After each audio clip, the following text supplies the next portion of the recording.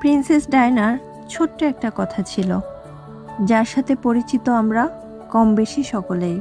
সে বলেছিলেন, আমি যাকে ভালোবেসেছিলাম সে ছাড়া গোটা বিশ্ব আমায় ভালোবেসেছিল।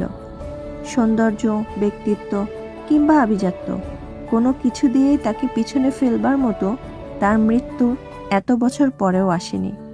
অথচ তার স্বামীও তাকে ঘরে রেখে আসক্ত হয়েছিল পরনারীতে, যার শেষটা হয়েছিল তার বিবাহ বিচ্ছেদ দিয়েই।